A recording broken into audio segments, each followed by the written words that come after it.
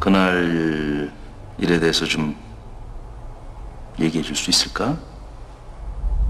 사람은 누구나 가슴 깊이 감추고 싶은 상처가 있습니다. 순간순간 악몽으로 찾아오지만 말할 수도 지울 수도 없는 기억.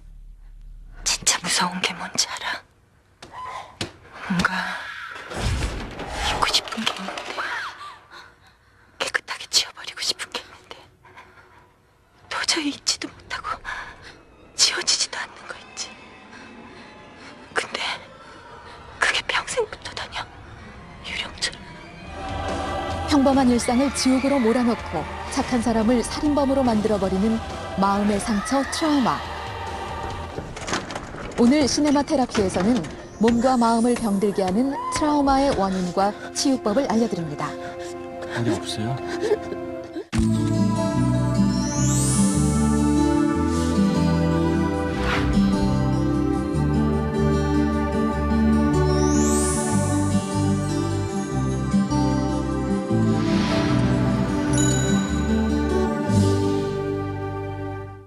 안녕하세요 여러분. 영화를 통해 마음을 치유하는 시간 시네마 테라피의 사무엘입니다.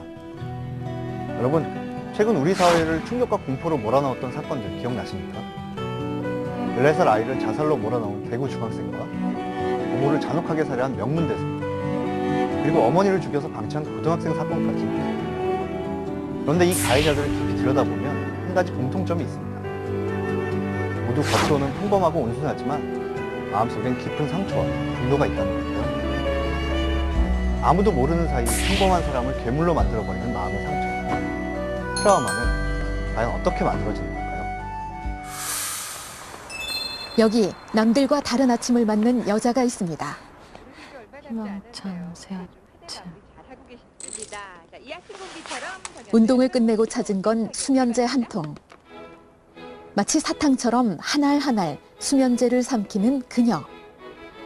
벌써 3번째 자살 시도를 한 그녀의 이름은 문유정. 너 진짜 왜 그래? 명문가 집안의 재력과 미모까지 갖춘 대학 교수지만 그녀는 심각한 자살 중독증을 앓고 있습니다. 삼진병원에서 이게 뭐니 창피하게. 이번에 또 뭐 때문이니? 한두 번도 아니고 자꾸만 이렇게 멀쩡히 깨어나는 거 보면 너 이거 다 연극하는 거 아니니? 이거 나와달라 그랬어? 나와달라 그랬냐고. 아유, 너 이게 좀... 그러게 그냥 죽게 내버려 두면 될 거 아니야. 정아, 제발 좀 더. 누구도 감당하지 못하는 괴팍한 행동과 날카로운 성격. 잠깐 나가겠습니다. 하지만 그녀에게는 아픈 과거가 있죠. 막내딸로 태어나 많은 사랑을 받았지만 악몽처럼 찾아와 삶을 뒤흔드는 끔찍한 기억. 엄마, 민석이 오빠가 잠깐 할 말 있다고 자기 방으로 오라 그랬는데 아유, 탁하게 집애가 어떻게 처신을 했길래. 엄마 그게 아니야. 집안의 체면과 허영심 때문에 어린 딸의 상처를 외면한 어머니. 오빠들 앞에서 떠들지 말고 입 다물어 너. 창피한 줄 알란 말이야? 사촌 오빠의 성폭행보다 유정을 더 아프게 한 건 자신을 바라보는 어머니의 눈빛이었습니다. 뭐 하는 거야, 쟤? 유정은 자신을 지켜주지 않은 가족들에게 분노와 배신감을 느끼고 결국 마음의 문을 닫아버립니다. 유정아. 내가 자살에 실패하고 눈 떴을 때마다 제일 끔찍했던 게 뭔지 알아?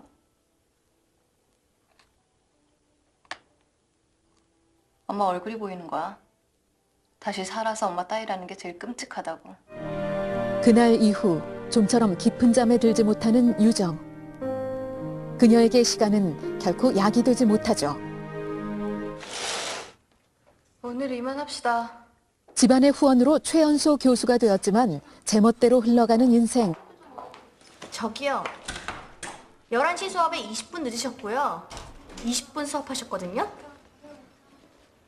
자꾸 이런 식으로 성의 없게 수업하시면 저 컴플레인 걸 수밖에 없어요. 죄를 졌으면 벌을 받는 게 당연하지. 응?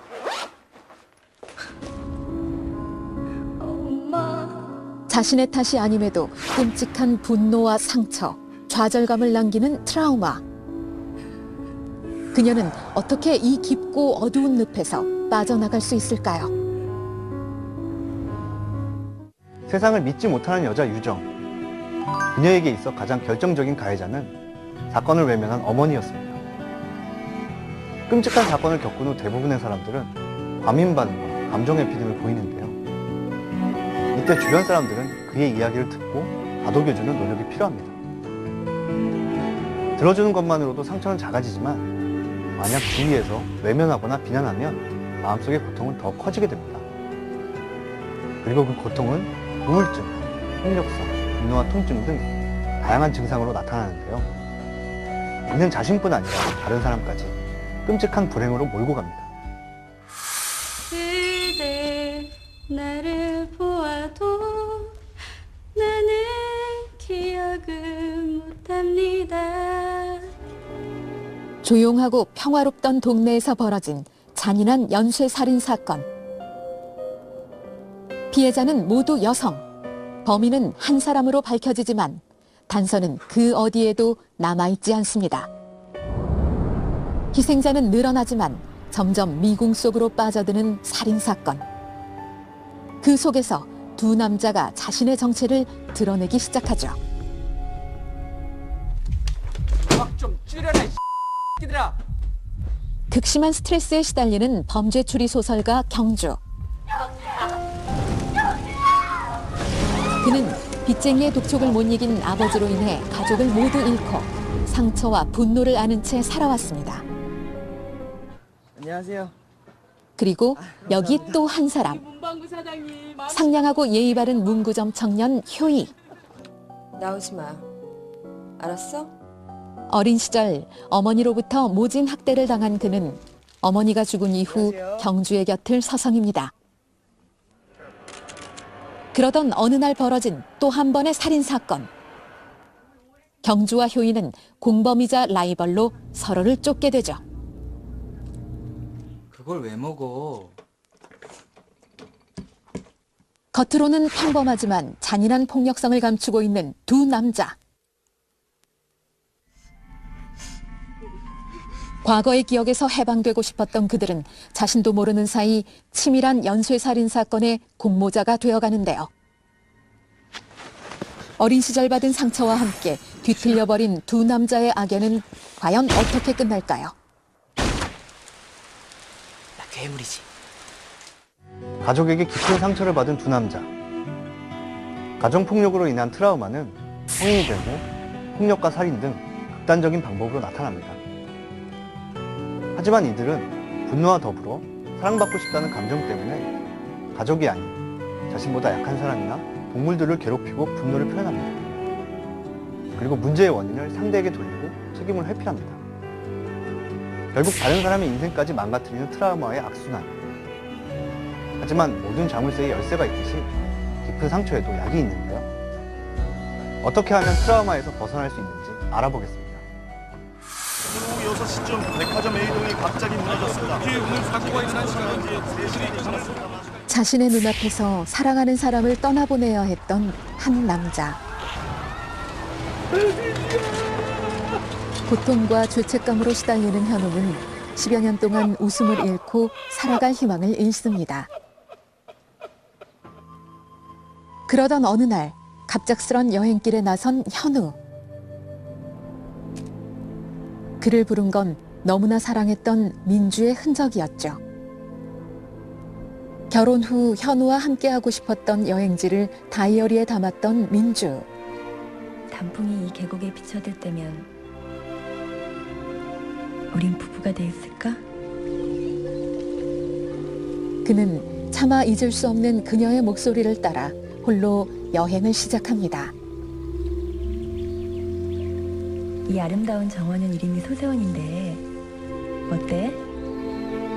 왜 맑고 깨끗하다는 뜻에 소세라는 이름을 붙였는지 짐작하겠지?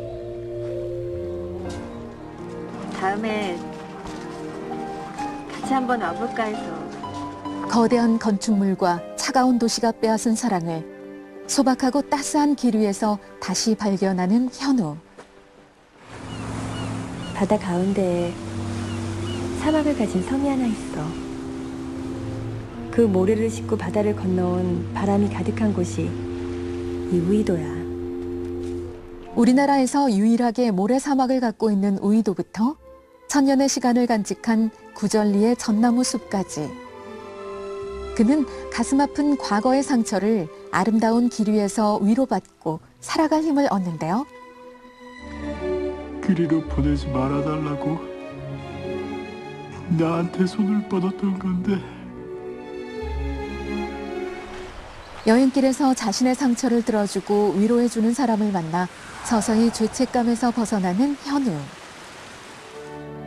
쉽지 않은 여정이었지만 그는 여행과 사람을 통해 세상과 인간에 대한 사랑을 다시 확인합니다.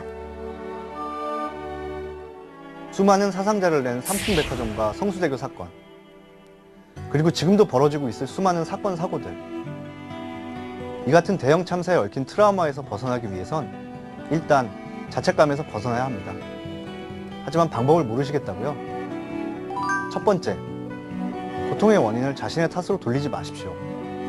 가정폭력과 해고, 천재지변 등은 자신의 잘못이 아닙니다.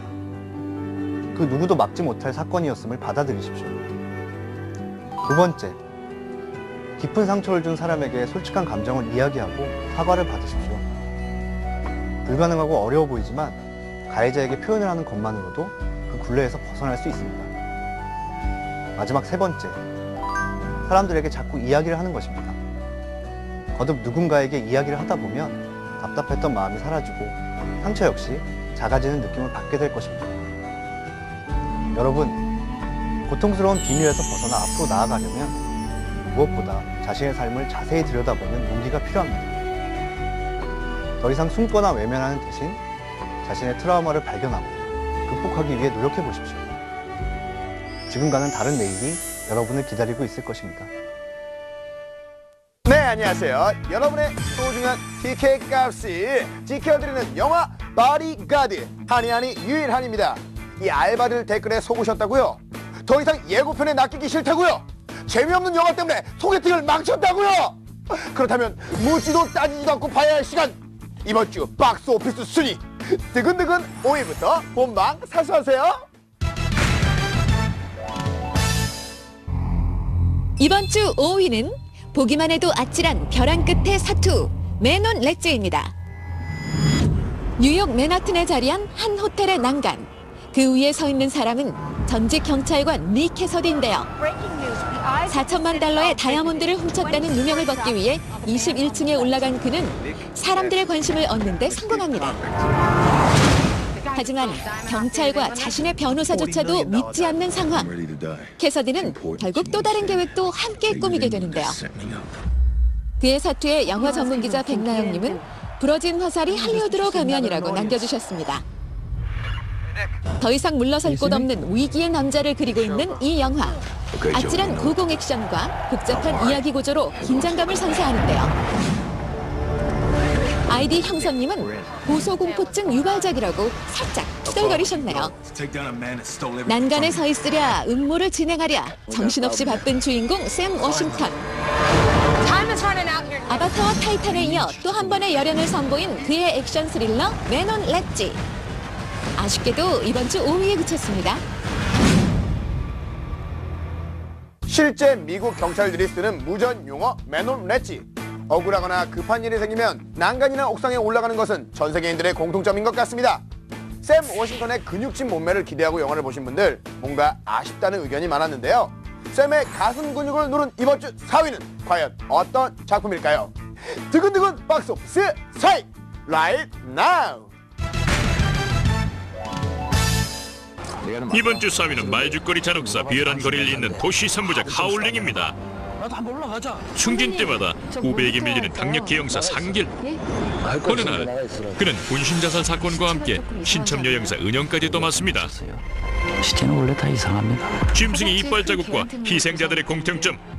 증거가 하나 둘 발견되면서 두 사람은 늑대계 연쇄살인 사건을 둘러싼 진실에 다가서는데요. 희한한 사건이네. 오랜만에 등장하는 여형사 캐릭터에 영화평론가 박평식님은 도전이자 무리수라고 아쉬워하셨습니다. 이번 작품을 위해 액션은 기본, 오토바이 면허까지 딴 이나영. 고정된 이미지에서 벗어나기 위해 노력했는데요. 아이디 지훈님은